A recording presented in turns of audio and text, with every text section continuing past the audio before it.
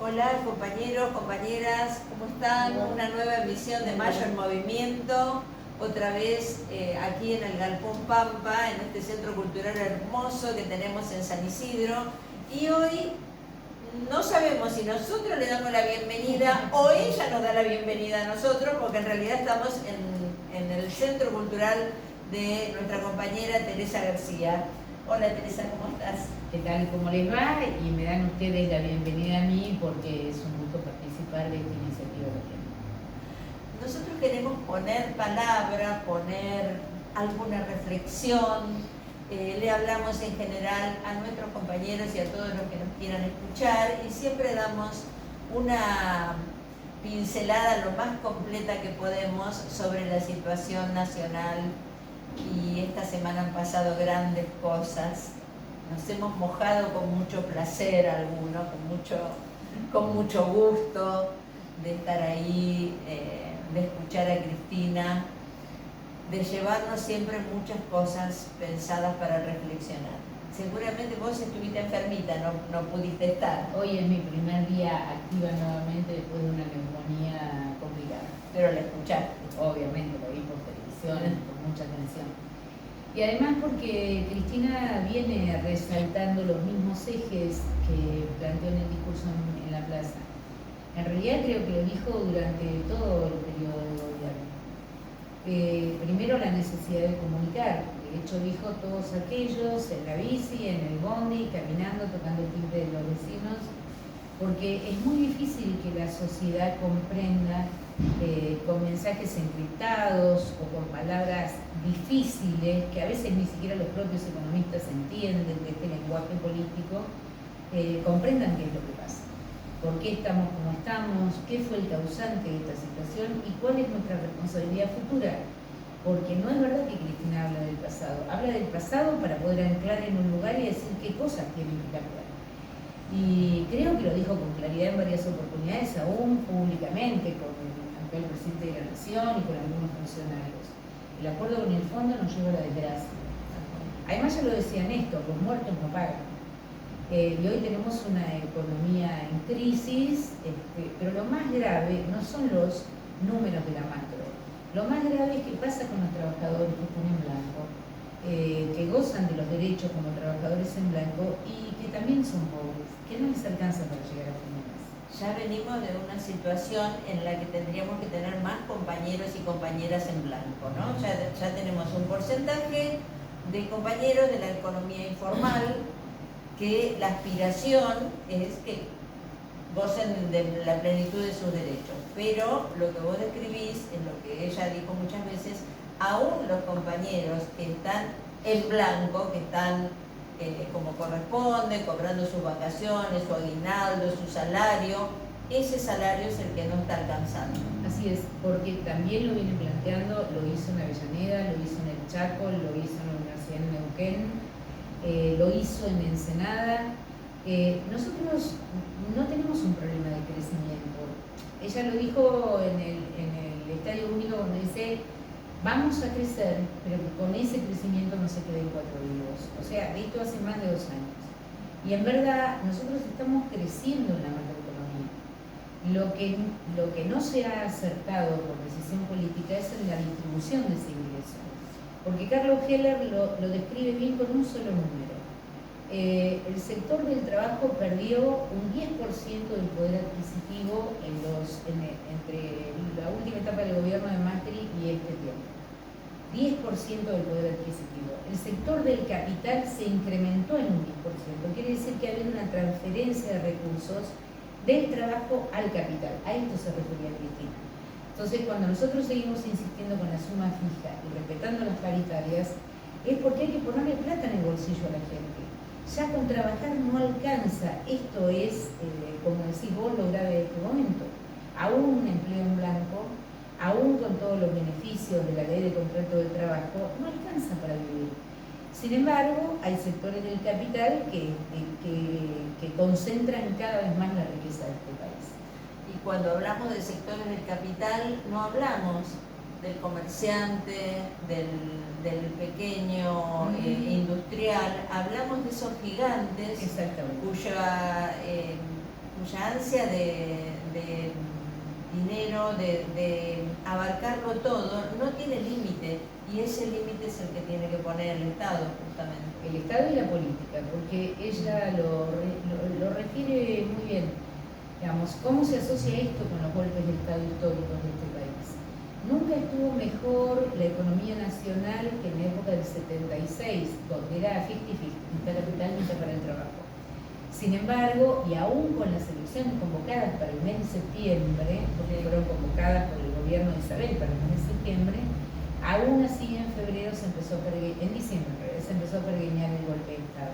Era un golpe que tenía como hasta fecha, será hoy, será mañana. Porque ese golpe no era un golpe ideológico, era un golpe económico. Por eso comenzaron con los delegados de fábrica, la desaparición forzada y los asesinatos. Porque lo que querían era domesticar al sector de los trabajadores. Luego, como el sector de la política y los estudiantes acompañaron la gesta de los trabajadores, finalmente fueron por ellos también.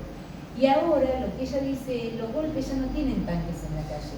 Los golpes tienen fallos en el escritorio de los jueces, que es lo que nos viene pasando. O golpes en la bolsa. Exacto. Y de todas formas, alguien quería agregar algo, Sí. decías, esta situación de empresas son transnacionales esos fondos, Ajá. con lo cual generan crisis a nivel mundial. Así Si es. no, fijémonos lo que pasó en Italia, lo que pasó en Francia, donde Macron decide aumentar la edad jubilatoria, generando una crisis social. Lo que pasa en España ahora, que llaman a elecciones por adelantado. Digo, son capitales que operan en todo el mundo. Sin embargo, nosotros tenemos una oposición que se dedica a decir el problema somos los argentinos. Y nos pone a nosotros como foco de un problema que es a nivel mundial. Y dentro de los argentinos, los Y peronistas. dentro de los argentinos, los peronistas. Y siguen los peronistas, los pobres planeros. Los pobres y los planeros. Son los que querían Es cierto lo que vos decís, hay una tendencia en el mundo que las derechas se hacen cada vez más fuertes, con algunas palabras clave, ¿no? Como lo es el orden, la inseguridad, el castigo, digamos, palabras admonitorias fuertes, que están muy lejos de la libertad y la creación colectiva. Hemos visto cómo quien ganó en Italia, por fuera de las dos extremas, la izquierda y la derecha, y salió algo mucho peor. Lo hemos visto hace muchos años en Brasil con Bolsonaro, y estamos viendo lo que está pasando en todos los países de América Latina, donde la apuesta de las derechas es...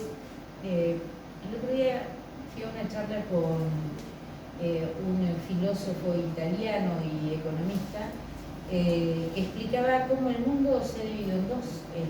Una cosa es China, Rusia, el BRICS, digamos, sin Brasil todavía, y otra cosa es Estados Unidos y Europa. La dolarización en realidad ha forjado esa alianza entre Europa, que hoy no tiene destino, con Estados Unidos, en contra del otro bloque.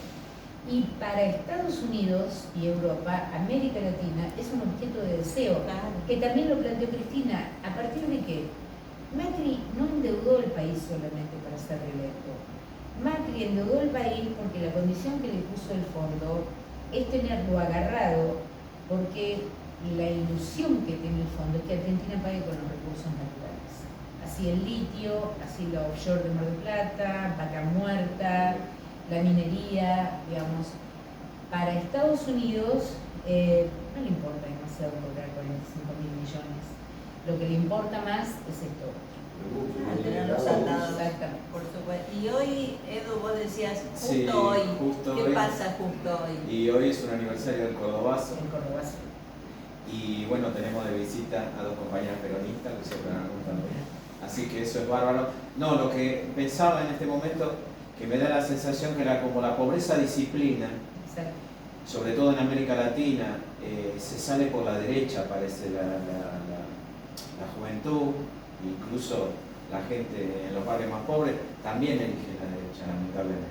Creo que por eso le apuntan tanto a Cristina. Como Cristina hizo entre Néstor primero, pero entre esa última etapa de Cristina, entre el 2011 y el 2015, que creciera tanto el salario y la jubilación, que era la mejor de América, la atacan a ella por eso. Sí, y porque Estamos además, arriba del 50%.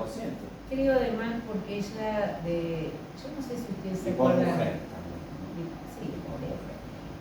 Y por Corajuga. Ella, no sé si recuerdan aquella etapa de Néstor, donde decía que si gobernaba él, ella iba a manejar la batuta, y después cuando gobernó ella, que la manejaba como un títere. Bueno, siempre tuvieron problemas con esta expresión, el peronismo, como lo tuvieron con Perón y con Evita, porque el peronismo, en pleno ejercicio de sus convicciones, lo que hace es interpelar al poder constituido. A nosotros, apenas asumió Cristina, nos vacunaron con la 125, tuvimos el país paralizado 3 meses con una gran confrontación. Luego fueron 2 corridas, porque el mercado sabe cómo hacer que la gente temblequee. Y sin embargo, Cristina lo dijo muy claramente, que les quede claro que yo no soy de ellos, y no lo seré nunca. Y ella nunca fue de ellos, y no lo va a ser nunca. Entonces, para la derecha, Evo Morales, Lula, Cristina, estas expresiones, digamos, ¿no? Lo mismo lo que pasó con Lugo en Paraguay, las expresiones que se atreven a interpelar al poder, sobre todo al poder económico, porque el poder político, en este caso el PRO, es un tibio empleado de este poder económico, digamos, no tienen fortaleza ideológica. Sí, esto lo hablábamos en el programa pasado. Sí. En realidad, Maneto es un títere del poder económico, que es el que realmente gobierna. Pero yo me quedaba con lo que vos decías, esto de la pobreza y disciplina, para también agregar de lo que el neoliberalismo no es un tema económico, es un tema cultural. Y de esa mirada cultural, lo que hace es generar pensamientos en donde el pobre es el culpable de que nos falte así todo es. acá. Sí. Donde el negrito que nos sale de la villa es así porque no se esfuerza. A ver, critican a los planes, ¿no?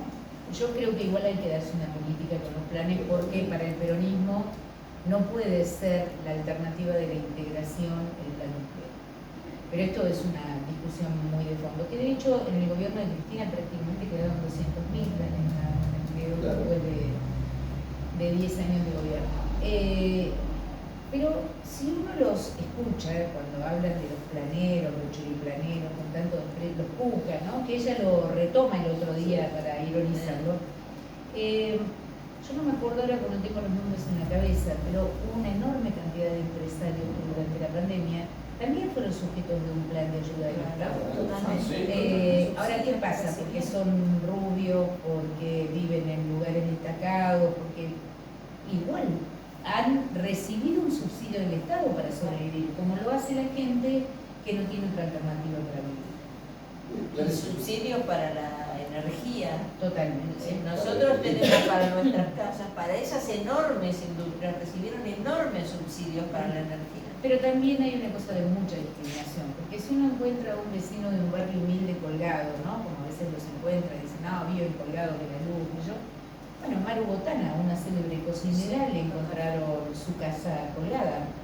Y sin embargo no hubo una armonización. Y yo no estoy planteando grieta y antítesis. Lo que estoy diciendo es que no se puede jugar con la cancha inclinada todo el tiempo. Que por eso creo que hay que recoger la consigna de Cristina del otro día, es timbre por timbre, casa por casa, poder hablar como estamos hablando acá, con cada vecino, explicar. Si no, la gente no tiene por qué entender lo que nos pasa. Claro, nosotros nos propusimos, ahora veníamos proponiendo un movimiento mayo y la semana pasada lo propusimos sobre la mesa de discusión acá en la radio, que teníamos que poder atravesar la idea de lo que nos parece a nosotros como está el país para plantear los números, el tema de presupuestos, el tema de cuánto impacta el presupuesto en la vida de una persona. Nosotros, yo estuve mirando los números que te había construido un movimiento mayo, que vos alguna vez pusiste en Twitter también números que tienen que ver con el presupuesto de la provincia de Buenos Aires. Y nosotros vemos cómo se aumentó el presupuesto en lo educativo. Porque si uno habla de pobreza y dice, bueno, esta condición de pobreza no lo puede marcar para toda la vida, la forma de salir de la pobreza es a través de una movilidad social ascendente, que es lo que promovemos nosotros como peronismo, pero que llevamos a cabo a partir de lo educativo. Entonces, el presupuesto en la provincia de Buenos Aires creció en un 11% respecto al presupuesto del año 22 y creció en un 23% respecto del último año de María Eugenia Vidal. Eso se traduce en lo que tuvimos hoy a la mañana, en la entrega de bancos, en la entrega de sillas, en la entrega de aulas. Porque si hay algo que se ocupó la provincia de Buenos Aires, el gobierno de Axel, fue darle dignidad a las escuelas, mejorando su estructura de edilicia. ¿Cómo ves esta conjugación de la pobreza, con lo educativo, con Es como vos decís, hay una sola manera, mira, yo no quiero ser autorreferencial porque no suena lindo, pero lo cuento porque es mi experiencia de vida y creo que vale por eso, ¿no? Eso también me formó a mí en la militancia. Yo vengo de una familia muy pobre, pero muy pobre, de esas familias donde no había para comer y donde había que ir a la escuela caminando porque no había para ir. Y la única preocupación de mi mamá, que nos crió con una máquina de coser a mi hermano y a mí, era que termináramos la escuela, la primaria, la secundaria, y mi hermano, bueno, se recibió de abogado, así que terminó en la universidad pública. Me parece que esa vocación que hubo en este país de que la escuela era integradora, equiparadora, en mi escuela había chicos que tenían mucho poder adquisitivo y chicos que no lo teníamos, y sin embargo éramos parte de una construcción común. Con el tiempo eso se fue perdiendo porque hubo una desatención de la escuela pública como único promotor de la igualdad social, único promotor. La escuela es la habitación que le sigue a la casa, ¿no? El chico sale de su casa, va a su escuela y no es que va a comer, el chico va a comer, la maestra lo escucha, le saca los piojos, le ayuda a comprar los libros, o si ve que el pibe está muy desbandado se preocupa por ver qué pasa en su familia. O sea, la escuela es el otro mundo de la casa. Y durante años de liberalismo, no quiero hacer mención a los gobiernos, pero se abandonó la escuela como cosa pública, hasta que llegó Néstor y se planteó aumentar el presupuesto de educación. Y que llegara a ser el 6% del PBI. Antes del primer acto de gobierno, solucionar la situación de los compañeros de Entre Ríos, que siendo 25 de mayo no habían podido empezar las clases. Ese signo fue para nosotros tan potente como el de los cuadros. Porque eso era lo que iba a marcar la gestión de Néstor. El PBI en educación llegó al 6%, el presupuesto en educación llegó al 6%, que era una enormidad en esa época. Volvieron a tener vigencia las escuelas técnicas, las escuelas rurales, y paradojalmente en el gobierno de Vidal, una de las primeras medidas de gobierno que quiso tomar fue cerrar las escuelas del Delta porque tenían matrícula chica. Pero señora, si vive poca gente la matrícula es chica, no se aburran de decirle. Logramos frenarlo con una potente acción de los gremios de la zona, de los compañeros que lo militaron, logramos frenarlo.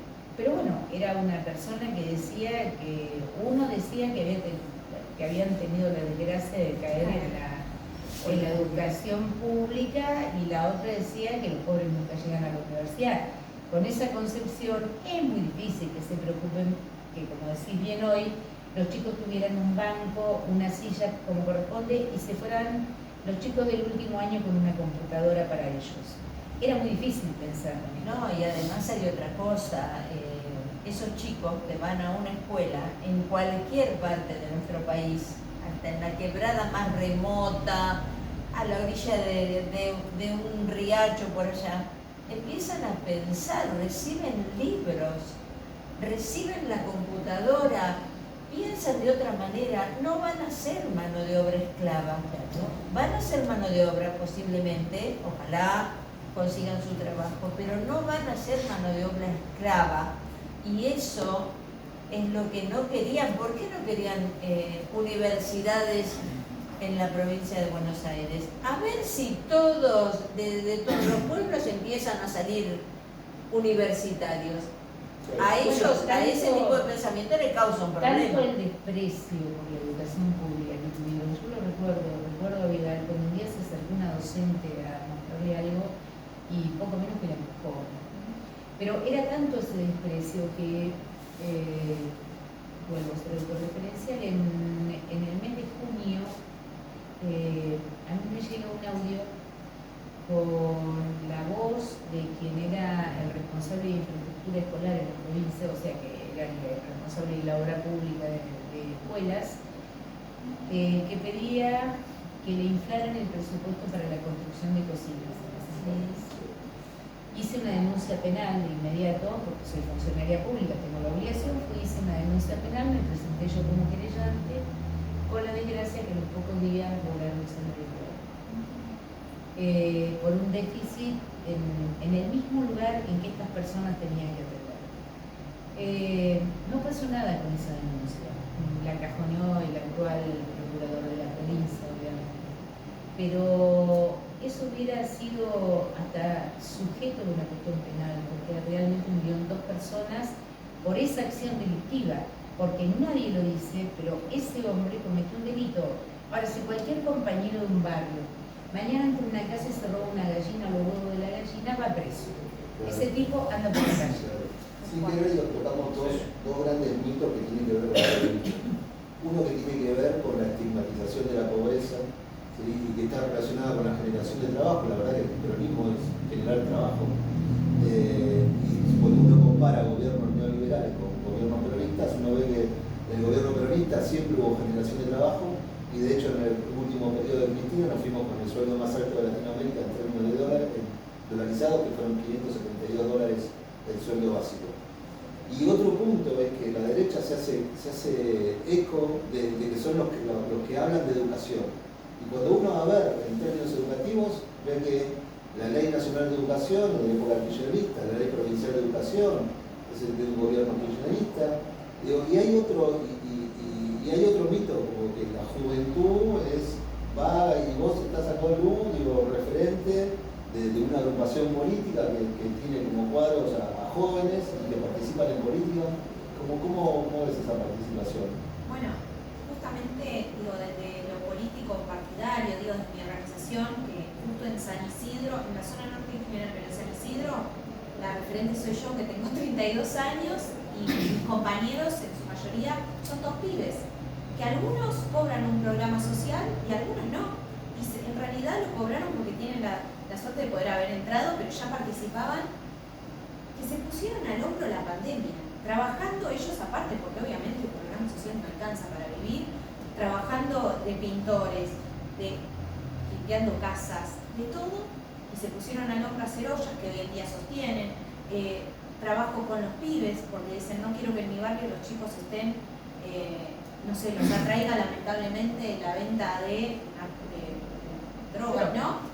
Y entonces eligen hacer deporte y hacen boxeo, digamos. La juventud se organiza, y la juventud que está estigmatizada, y lo vemos también en las escuelas, cuando vienen y nos dicen, porque a la vez también, bueno, hacemos talleres en las escuelas desde la Defensoría, ¿no?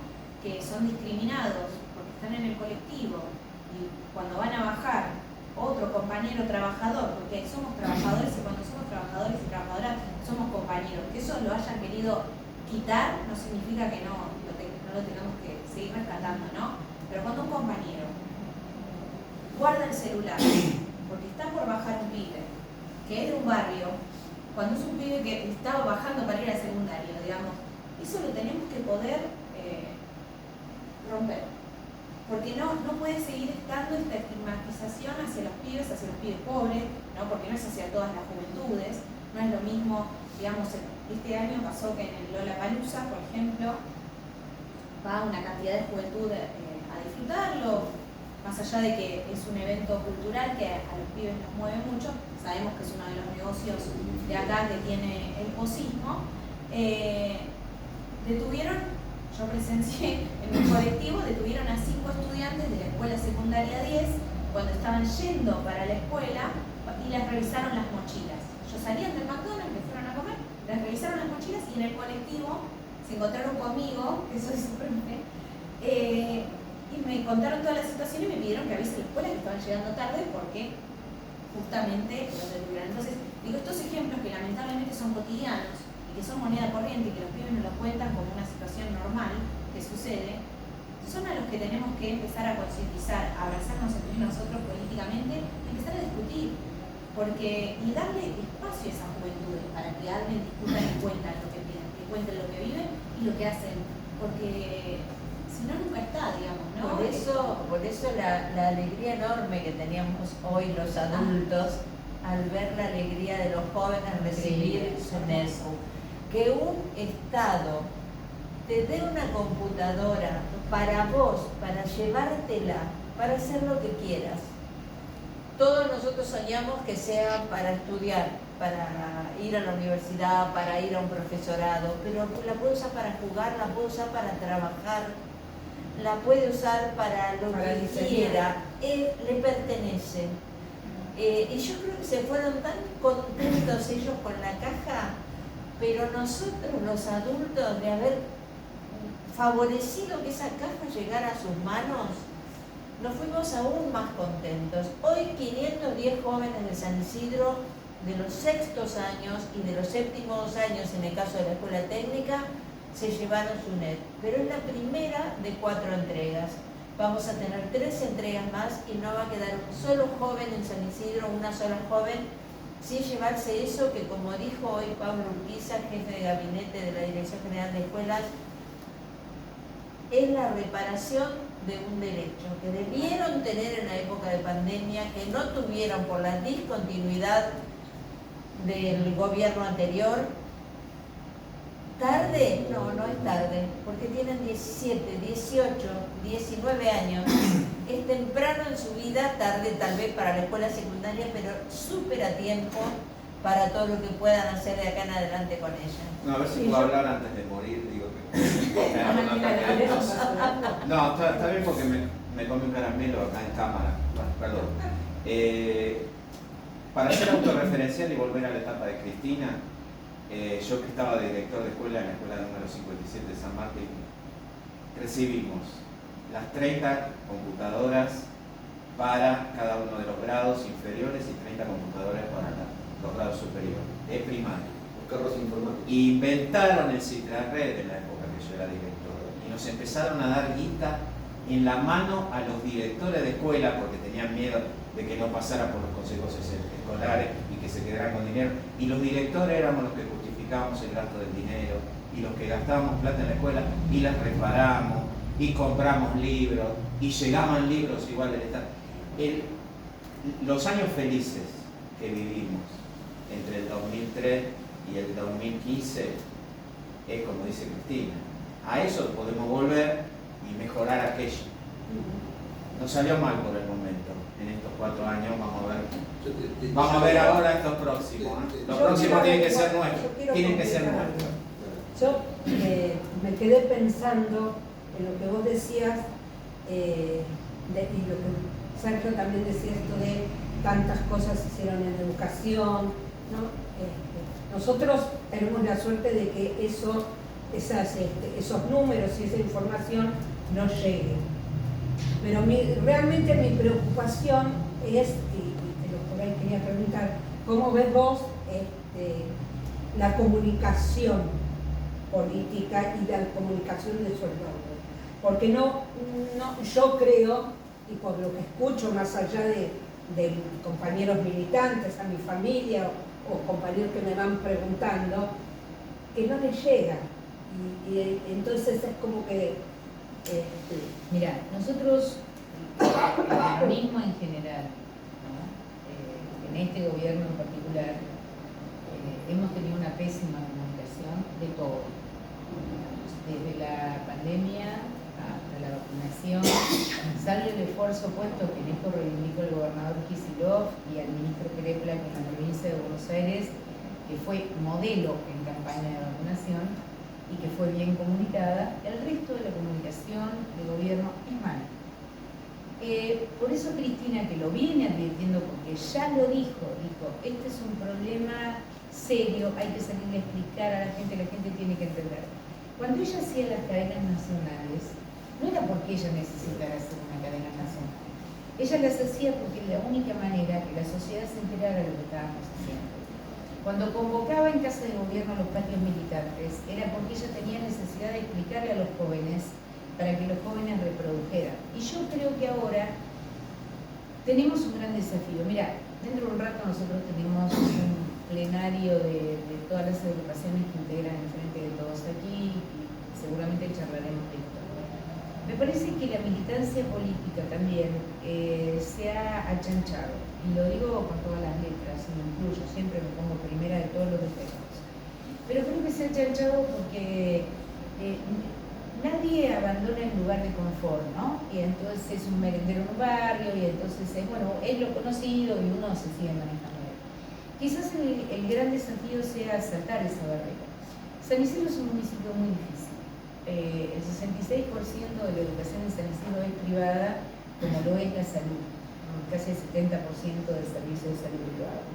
Entonces la educación, la salud pública, no requiere atención del intendente y del municipio, por eso nos encontramos escuelas como nos encontramos, porque independientemente de que sea provincial, y cuando un intendente tiene una escuela que los pibes tocan la pared, se quedan en el interputado, más vale que tiene que meter la mano. Hasta ahora lo ha hecho la provincia de Buenos Aires, pero creo que hay que todos tenemos que abandonar este lugar de confort, ¿no? Y atravesar esa barrera que hace que tengamos que ir a hablarle a los vecinos, aunque nos reciban a los tortazos. Y lo digo con todas las letras, tocar el timbre, no, con ustedes no quiero saber nada, pero déjenme que le explique. Y empezar a hablar.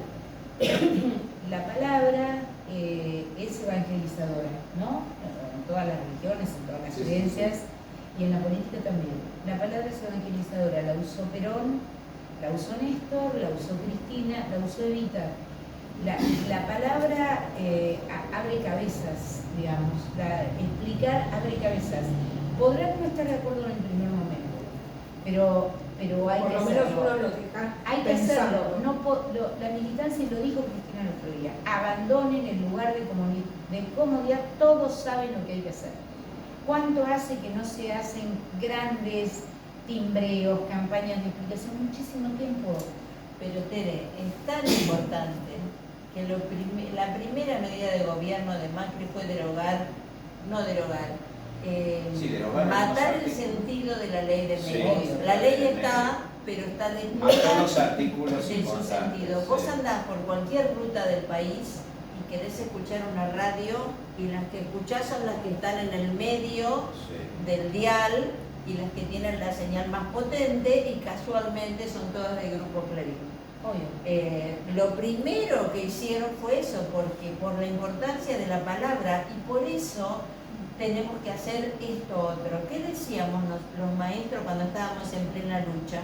Ellos tienen los medios, pero nosotros tenemos al papá, a la mamá que viene a buscar el nene, tenemos al abuelo que lo acompaña hasta la puerta, tenemos el boca a boca, y por eso nunca perdimos contacto con la comunidad.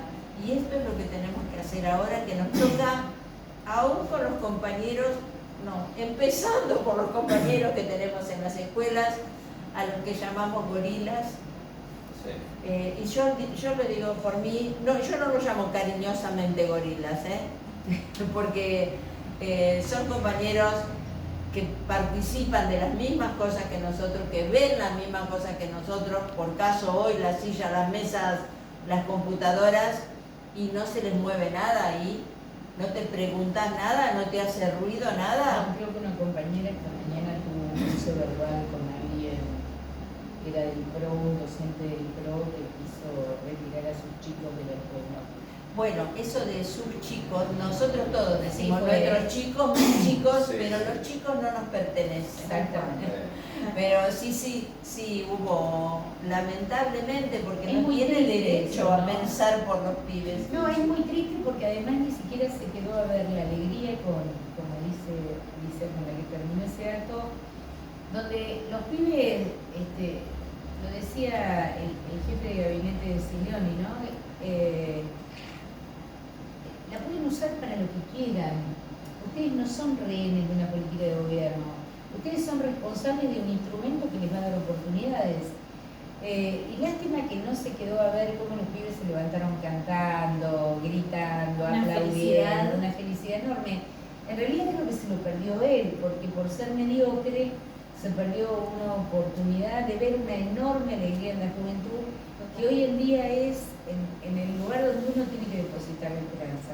Ninguno de nosotros va a quedar para la semilla, pero los pibes son la semilla que uno tiene que tratar de que tengan una vida mejor de la que hemos tenido y de la que se tiene. Ustedes hablaban de las escuelas que visitan y demás. Yo desde mi lugar también de jubilada docente, fui docente y estuve en las Sabres, estuve en la lucha de las escuelas del Delta, porque yo era directora de Martín García, entonces, bueno, me tocó el corazón y ahí fui. Pero también siento que Cristina lo que nos dice es un llamado a desestructurarnos nosotros, ¿no? Bueno, a mí me toca jubilar, entonces yo, no, está bien, si yo elijo viajar, bueno, con el que tengo al lado, con el de viaje, con el chofer, con el del hotel, hay cosas que, y que creo que quizás en donde me muevo lo siento yo mucho, es la queja pero y será verdad, y no será verdad, y yo no sé si creo, si no creo. Te lo están diciendo, te lo están mostrando en fotos, te están mandando un video donde los chicos aplauden, están felices, las tienen en la mano. ¿Qué van a inventar todo eso? Bueno, que hay una batalla. ¿Cómo hacemos como para eso? Es que hay una batalla ganada, o por lo menos intentado ganar por parte del liberalismo, digamos, ¿no? Que es el desaliento.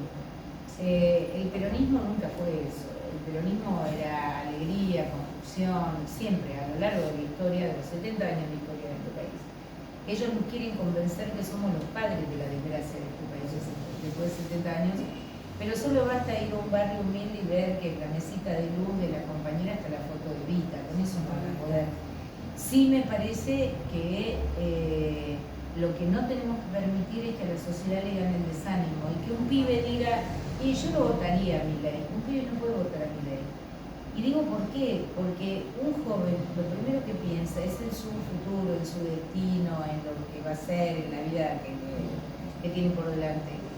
Y justamente Milei es un cancelador de vida, digamos, ¿no? Alguien que dice que la gente podría vender sus órganos o que la escuela pública no exista más y que le den un bono para pagarse. Entonces, me parece que si nos pasa eso, que si todavía hay algún pibe o alguien que piensa en votar estos personajes, no es un problema de esos personajes, es un problema de nuestra ausencia en ese momento. Y también nosotros tenemos como llamémosle obligación de ver claro esto que se esconde atrás, por ejemplo como el caso que pusiste de Milei, y decir, no, mira, es esto, desenmascararlo. Nosotros hablábamos el otro día que de alguna manera los números en las provincias, en las elecciones que hubo, de alguna manera daban cuenta de que Milei no era elegido. Y eso habla, me parece, de una madurez del pueblo que ve obras, más allá de nuestra palabra de militancia o no, hay obras, porque hay padres que entran en la escuela y la ven distinta. Digo, Néstor, y Néstor, como decía Teresa, nosotros tenemos un norte que es la felicidad del pueblo. En ese norte columnamos cualquier tipo de proyecto que tenga que ver con un proyecto de vida. Y esto que vos hablabas, Eduardo, el proyecto de esto, el carro de netbooks para la escuela primaria, los libros de calidad que llegaron en otra época y que seguramente van a volver a llegar. Digo, ya fuimos capaces de hacer eso. Todo eso se enmarcaba en un programa que era Conectar Igualdad. Ese programa Conectar Igualdad, que tenía los carros informáticos, que tenía las netbooks y que tenía un procesador en la escuela, se inscribía dentro de un programa mayor que era el programa de ARSAT 1 y 2 y 3, que iba a hacer que esa computadora madre que estuviera en la escuela se actualizara vía internet, que ya no requiriera de un técnico. Entonces la vuelta era completa, porque ese programa ARSAT era en principio fue con capitales del Estado, capitales nuestros propios, pero iba un capital privado también después. Cosa que el Estado no tenga que seguir gastando plata en mantener esto, a partir de alquilar los satélites. Entonces era todo un proyecto que tenía que ver con eso. Obviamente también se desmanteló en la época. No, y la señal satelital que llega a Jujuy, a Tierra del Fuego, a Mendoza, pero a todos cualquier esos lugar de la planes provincia que de ustedes, Buenos Aires. todos esos planes que ustedes dicen, no, se anclaban en un proyecto de país, en un proyecto de decir, bueno, esto es lo que yo como gobernante gobernantes o funcionarios queremos que suceda y ponemos acciones para que suceda. Creo que en el momento del macrismo, bueno, las acciones fueron omisiones, que también son un tipo de acción. Digo que para todo eso necesitamos herramientas. Digo, herramientas el mejor de los términos. Nosotros tenemos una consejera escolar, Ali, digo que son nuestro mascarón de pro acá del Movimiento Mayo, que te llevamos así por delante, te ponemos por delante, pero que venís a hacer un trabajo escolarmente, y hoy digo, tuvo su fruto en esa entrega, digo, a partir de la intervención de Teresa, de esas aulas. ¿Cómo ves vos? ¿Cómo el antes y el después? Porque tenés muchos años de docencia, igual que nosotros, pero como llama, te está viendo de adentro. Por la, digamos, por mi trayectoria y los compañeros que tengo, la mayoría de los que han sido mis compañeros son hoy directivos. Y veo la alegría de los directores, y no es poco, cada uno que ve una mesa y 2 sillas, está viendo que a la mañana se sientan los de primero A la tarde en esa aula va segundo B, y a la noche está en orientación de no sé qué, o trabaja el fines ahí. Sí. Yo lo palpo mucho a través de los directivos y de las asociaciones cooperadoras. Recuerdo perfectamente cuando en los 90 se les echó FLIP, se les echó sal y se echó a los padres de adentro de las escuelas.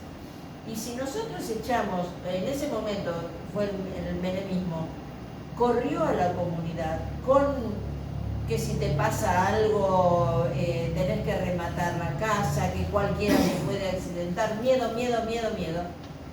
Si vos corres a los dueños, porque las escuelas son de las comunidades, se queda el Estado y se queda empobrecido además. Y yo veo hoy un retomar de las cooperadoras. Les mando un saludo enorme a todos esos, los viejos le digo yo, porque son los papás, porque los chicos le dicen mi vieja, mi viejo, a todas esas mamás, a todos esos papás que rompieron la cascarita de pensar en su hijo.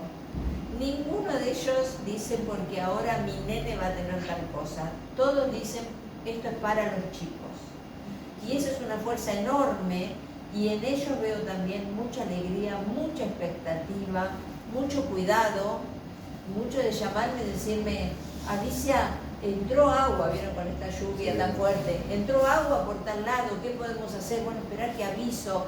Estar atento, volver a estar atento y volver a sentir la escuela como algo propio. Como algo, como lo que decía Tere al principio, como la prolongación, como cuando te entra agua en una habitación, estás esperando, y por ahí tu pibe no va a esa aula. Ya ellos rompieron, pasaron ese límite, o tienen iniciativa más allá de lo que pueda y deba hacer el Estado, como por ejemplo poner una media sombra en un patio donde hay mucho sol en verano, mucho viento en invierno, y es hermoso participar de esas iniciativas, y justamente en este mes están haciendo todas las asambleas de cooperadoras, y las otras asambleas que se vienen ya son las de los centros de estudiantes. Sí, seguramente vos tenés ahí participación de culturas. Por suerte, sí, desde la Defensoría del Pueblo estamos generando muchos talleres de participación en las escuelas para los pibes, para que también formen parte de las problemáticas y de la solución de esas problemáticas. Los centros de estudiantes tienen que poder estar activos en la solución de los problemas, que no queden solo los adultos, porque tienen que ser escuchados. Y también la realidad es que cuando un pibe le habla a otro pibe de su edad y hay un problema, no escucha al pibe de su edad, más que a veces a las autoridades, más que a veces si voy yo desde la defensoría, digamos. Entonces tienen que ser parte de la solución, y en ese sentido venimos haciendo talleres para la concientización de violencia de género, donde los pibes están las pibas muy activos, y también sobre las problemáticas de bullying, ciberbullying, que lamentablemente suceden en todas las escuelas, todas las de todo el país seguro y las de todo el planeta también, digamos. Pero bueno, los centros están muy activos. Acá en San Isidro, anteriormente tenemos una tradición en escuelas donde no había centros formados de estudiantes en la mayoría de las escuelas, y ahora hay una política del Estado, porque están ahí las inspectoras, porque están las consejeras escolar están, bueno, nosotros desde la Defensoría, por supuesto, apoyando también y estando de la formación de los centros estudiantes, ¿no? Digamos, apostando a esta construcción de centros estudiantes, porque necesitamos a los pibes y las pibas organizados y organizadas en las escuelas, porque ellos son los que tienen que defender su escuela también. ¿Sabes que eso era una política provincial? Yo recuerdo cuando concursé para director, que en el año 2008 estudiábamos y teníamos que ser los directores los que fomentáramos la creación del centro de estudiantes sin existir y apoyar a los centros de estudiantes. Eso viene 2008, 2009, otra vez volvemos a Cristina, ¿no? Y estaba Scioli, estaba Scioli como gobernador de la provincia. Y salió la ley, no era que nosotros lo hacíamos por incentivo, bueno, lo decían o solo de educación. Era, claro, la resolución 1709. Claro, concursamos por eso. Y eso sí que es salir de la zona de confort. Bueno, también, y además, y además consejos de aulas en primaria y enseñar a los chicos que encuentren representación en un compañero en primer grado. Bueno, pero eso es lo que uno puede mirar con esa foto, dos modelos de país. Totalmente. Tal cual. En el liberalismo, lo que decía Alicia, a los padres se los asustaba, che, vas a ir a la escuela, mirá que sea algún problema, no te va a alcanzar la casa para pagar el juicio, no, mejor no te metas. Y se fueron vaciando las cooperadoras. En la época que yo mandaba a mis chicos fueron a la escuela pública aquí en San Isidro, fueron a la número 1, fueron a la número 1 en el primario, nacional en el secundario, así que conozco el funcionamiento de las cooperadoras. La verdad que los padres éramos activos, ayudábamos.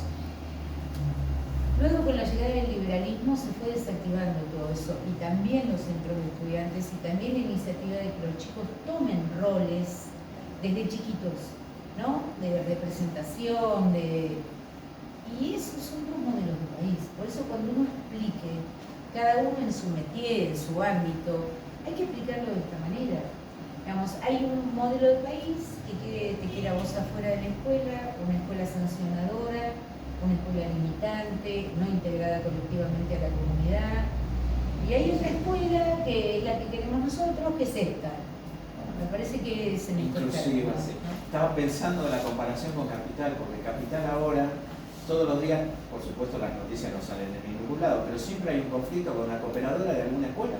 Claro. Desde el gobierno de la ciudad, obvio, fomentando que los padres se vayan, cierren la cooperadora, le hacen juicio a la cooperadora. Ha pasado sí, en Villa cuando Corredón. los chicos tomaron, no sé si fue el Nacional de Buenos Aires, el Carlos Pellegrino o algún otro colegio de Claro. Capital. Ahí sí nos conocen los estudiantes.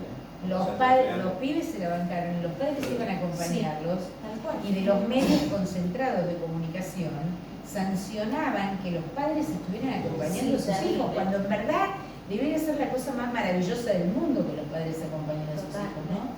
En esa construcción cultural que hace la derecha, la primera lógica que quiere romper, quiere que impere el individualismo sobre el entramado social. Y nosotros somos entramado social, y en ese entramado social se asienta la participación, que no es más que construcción democrática. Entonces, en la participación, en la construcción, está el entramado social que nos sostiene como vecinos, que nos sostiene de adultos a jóvenes, acompañándolos con esto es una net para que vos, una computadora para que vos puedas utilizar. Es ese entramado que se sostiene en el amor, en el vínculo, en el afecto. Vos sabés, Sergio, que yo cuando hablo con una cooperadora o con un directivo, les digo, salgan a charlar con los vecinos de la escuela, aunque no tengan un pibe acá, aunque sean mayores, porque los vecinos son los que pueden ver si el domingo hay un movimiento raro, si alguien está arriba del techo. Los vecinos son amigos de la escuela y nómbrenlos socios honorarios de la cooperadora. Honorarios que significa que no paguen, pero que estén interesados en eso que pasa. Una anécdota de eso, de cómo los vecinos junto con la escuela trabajando juntos. Cuando acá tuvimos la bendita idea de construir un muro que nos separe de San Fernando, Dios. ¿sí? Escuela 15, Sí. escuela 15, primaria 15, secundaria 22, el límite ahí con San Fernando. Me llama la directora, yo soy policía rectora, me llama la directora, Patricia, para decir, de Sergio, venite porque tenemos un problema. Los vecinos están viniendo para la escuela porque parece que quieren construir un muro. Los vecinos la fueron a buscar a la directora, ¿sí? Y con la directora fuimos a ver a los que estaban construyendo qué estaba sucediendo, porque no sabíamos nada. Pero fueron los vecinos que se referenciaron en esa escuela, porque era una escuela que los contenía, es una escuela que a mí me tocó acompañarlos cuando fue la gripe aviar y ver cómo esas maestras le entregaban la tarea manuscrita a los padres, y los padres decían, no, yo no vengo a buscar la bolsa de alimento, vengo a buscar la tarea. Entonces, ese trabajo de vecinos que se referencia a una escuela, que los contiene, que alberga a sus hijos, digo, ese es el entramado que quisieron romper y quieren romper siempre, como liberalismo. Ese es el Yo creo que lo entramado. quieren romper con miedo. Oh, Otra cosa miedo. que recuerdo era que también se cortaron, o había muchas dificultades cuando queríamos hacer una salida Claro. afuera. Que no, y el seguro, tenés seguro, no tenés seguro, mira que no, entonces muchos compañeros decían, y no, mejor me quedo en mis cuatro paredes del aula.